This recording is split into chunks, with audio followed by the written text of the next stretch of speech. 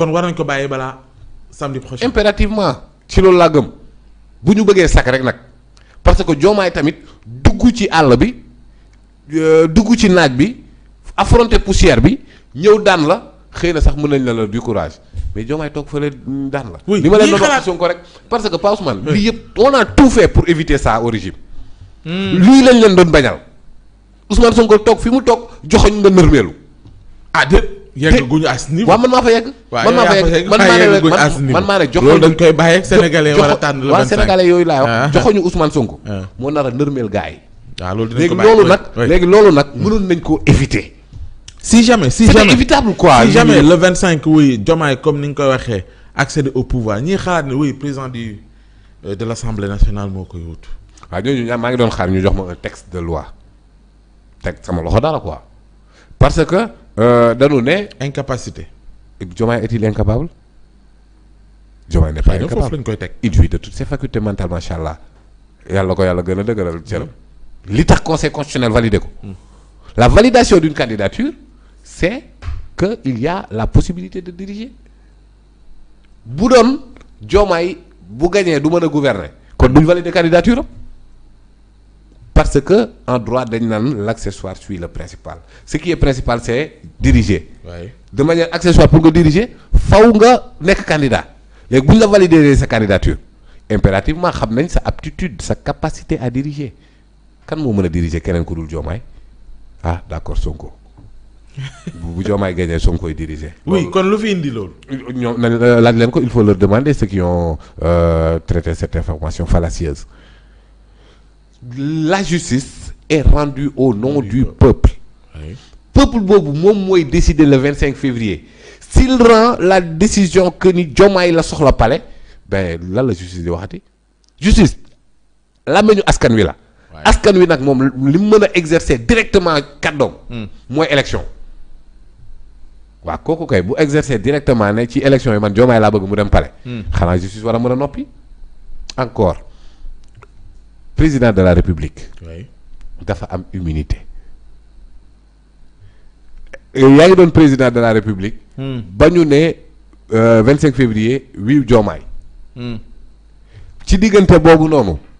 lépp loo xamante ne procédure la woon contre yow day arrêté. waaw parce que président kenn mënu koo topp ci bi muy nekk en exercice. lu dul haute trahison ci haute cour de justice. oui léegi nag.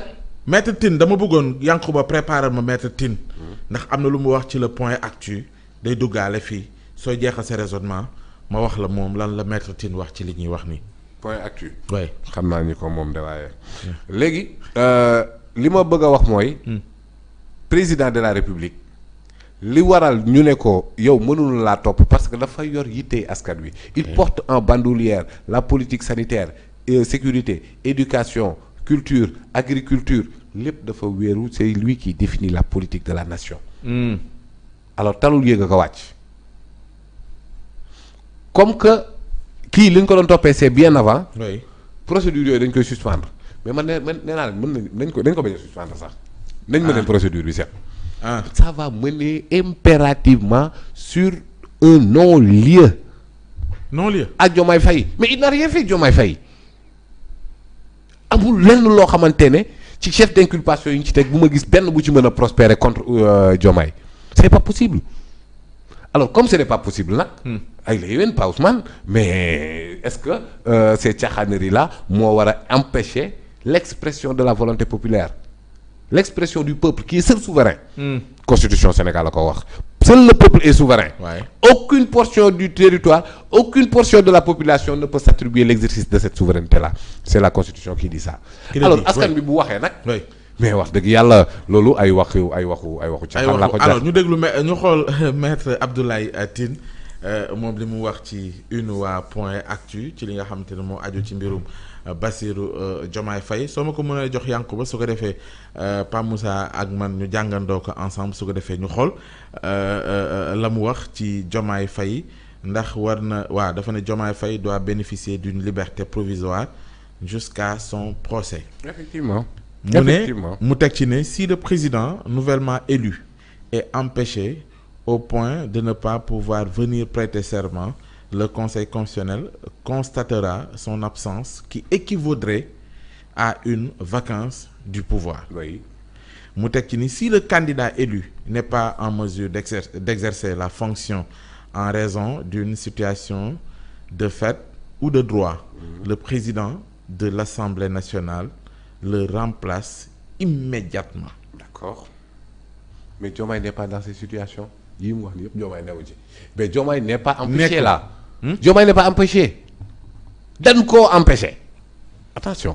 ñaari yooyu du benn. bokkul de. Diomaye ñoom dañ koo empêché injustement d'ailleurs. Donc kon Diomaye nekkul ci ñaari cas yëpp muy wax. nekkul ci ñaari cas yëpp. déedéet. parce que bu doon koo xamante ne dafa empêché. dafa incapable wala dara. Voilà mais kii on l'a imposé un empêchement injuste. C'est pas la même chose. saay amul lu nit di wax pour mën a confisquer le suffrage des Sénégalais le 25 février 2024 amul argument juridique bu nit a mën a génne volonté peuple bi nekk Diomaye demal palais ñu ne ko doo ko fi demee loolu amul. oui mais bu waxee. mais lii mu wax ni nee naa waaw d'accord nangu naa ko ñaari yëpp nekkul ci kii. parce que est-ce que Diomaye est empêché selon toi selon les Sénégalais est-ce que Diomaye est empêché. on l'a empêché. amuñu en prison. Diomaye léegi mën na dem Ndiaganiao ñëwaat ne non. waay alors pourquoi il ne quitterait pas là-bas pour le conseil constitutionnel et prêter serment. mu ngi prison. waaw mais justement léegi nañ ko bàyyi prison mu simple ki ko téye prison moo ko empêché mais Diomaye ci boppam empêché wul Diomaye léegi boo ko newoon kaay mu dem Ndiaganiao lekki cere c'est un séeréer alors donc il n'est pas empêché lui on l'a injustement empêché. C'est pas la même chose. Si le candidat élu n'est pas en mesure d'exercer ses fonctions, Diomaye est en mesure d'exercer ses fonctions, il jouit de toutes ses facultés mentales, de toutes ses aptitudes physiques. Donc situation bi. situation de fait bi muy wax nii rek. situation de fait mooy lii ou de droit. waaw mais situation de fait mooy lii jël benn nit mettre ko sous mandat de dépôt outrage à magistrat toogaat ba heure bu la neex 6 mois yi jàll nga andiwaat beneen joindre ci ko ci beneen procédure loolu la. quoi qu'il en soit situation de fait la. mais situation de fait boo xamante ne. justement bu fekkee il est établi que situation de fait la kon kay li mu wax kon lalu na ci droit. waaw léegi bu boobaa. mooy ne président assemblée nationale mën na ko wutu. bu boobaa Abdoulaye Wade moom bañ ko gagné le 25 mars 2012. waaw mu jàppoon Macky yóbbu mandat de dépôt ne situation de fait la. parce que man dañ bàyyi caaxaan. non loolu wees nañ ko. déedéet wees wuñ ko di. loolu wees nañ ko. non dama ne bu doon loolu mën na nekk laa wax. suffrage yu sénégalais yi wax lii. nga naan ma ay situation de fait. ban situation xam nga la situation de fait. waaw d'accord naa. mais dama ne droit. Diomaye nekkul ci loolu. nekkul yow yaa ma wax léegi ne ma bàyyi yirim lu bi Diomaye newul ci loolu. yow yaa ma wax léegi ne ma oui. le fait que ñu jàpp ko situation de fait la. waaw léegi situation de fait boo xamante ne kan moo ko créé. waaw mais ak lu ko mënti créer. waaw c'est un fait mu ngi fi. waaw c'est un fait si la loi prévoit que ni dès l'instant que moom mu ngi ci situation de fait rek conséquence bi mooy ki koy remplace mooy président assemblée nationale. parce que xamul lan mooy la notion de fait. moo tax ma lay laaj. lii ñuy def sax fait la. c'est un fait n'est-ce pas. d'être sur le plateau. mais bii laa bëgg nga teg. waaw de non doucement rek. Amadou Ba fu mu mënti nekk actuellement c'est un fait attention. fait mooy loo xamante ne manifestation de volonté bu nit ki def enfin. benn acte bu munti am mu am conséquence de droit. waay lépp am na ko. bokkul ak un acte juridique ñëpp ci situation de fait lañ nekk dama ne. lii ay taf yëngal la. bu askanu Sénégal ne Diomaye la soxla ci palais bi. amul lu mën a teree Diomaye dem ci palais ba. parce que lii ñuy wax nii. liñ la ci bëgg a junj mooy bu dee nit ki mën nañ laa fal. nga am une incapacité. mën nañ laa fal. nga feebar mën nañ laa fal mara détaillé nga décédé mais yooyu noonu yëpp constitution lijjanti na ko. ah oui bien sûr président bu ñu fal avant muy jël fonction mu décédé. waaw loolu dañuy organiser waat élection loolu constitution lijjanti na ko quand on parle d'incapacité ak yooyu foofa la ñuy waxee Diomaye li mu nekk situation bi mu nekk situation de fait boo xamante ne fait bi injustice moom moo ko teg ko foofu noonu injustement il n'est pas empêché il n'est pas incapable. saa bu dee loolu la kon mu yomb li boo xawlee ba xam ne kii mooy ñëw ci sa kaw. mu leer na la ni sondage yëpp nee nañ la mooy gañ nga jàpp ko mandat de dépôt bu dee loolu la kenn du fi jóge bu dee loolu la ku nekk président ku la neex mooy falu du loolu de. non attention quand même nañ bàyyi yooyu. du loolu de ça ne se passe pas comme ça du tout. alors ralliement yi ñu gis depuis barki démb jëm ci Sonko ak Diomaye loolu dinaa ci ñëw. mais ay avocat wu Diomaye kon lu ñuy xaar pour introduire LP. bon avocat yi seen métier la ñor ñoo xam nañ koy doxalee. oui parce que je ne m'immisce pas. yow yëgoo ni. xam nañ ñoom xam nañ lu ñuy def. ñu ngi ci. xam nañ li ñu war a def. xam nañ li ñu bëgg a def ñu ngi ci. d'accord mais ce dont man li ma importé man. mooy sa libération est un impératif pour au moins égalité candidats yi mais aussi toutes les garanties de représentativité bi Diomaye jox Diomaye arrestation bi daf ko jaroon lii. au fonctionnaire nga fekk ko ci bureau nii nga ko def noonu loolu daf ko fi jar. oui Sonko neen tàlloon naa loxo ñëpp recalé yëpp. ah oui bien sûr parce que daf fi amoon ci élection 2019 bi mu ne Karim daf ko woo mais moom wuyu ko. wuyu ko ma ne ko erreur la. parce que élection présidentielle la ñu jëm c'est le président qui définit la politique de la nation. donc kon ñi la jàppale ci yëpp parce que c'est la loi de la majorité. ki ëppale électorat mooy gagné képp ku ñëw pour jàppale la jëlal mais après yow yaay définir la politique de la nation. yow yaay doxal sa projet de société. alors au vu sur cet angle. képp koo xamante ne jàpp nga ne mën nga ñëw mais les portes devraient être grandement ouvertes. ne bul teg benn condition. mais pourquoi sinon pàccoo lay doon di pàccoo. maanaam condition mën na bañ a doon pàccoo. mooy lan la mën a doon. non foofu lay waxee foofu lay waxee laa la wax. c'est-à-dire ku ñëw rejoindre la coalition Diomaye 2024 andi. son projet de société bëgg naa nangam si ça va dans l'intérêt du Sénégal oui mais condition ba muy wax mooy jox ma poste sangam foofu lay waxee. waaye loolu quand même c'est du pàccoo loolu. oui on connaît pas là ça boobu nga dégg Mary Teuw Niane Aminata Touré Aïda Mbodj maa ngi gis Cheikh Dieng.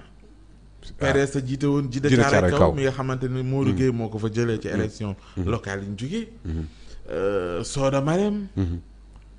Soda Marème Ndiaye. waaw député ancienne députée oui. et tant d'autres yu ñëwaat après.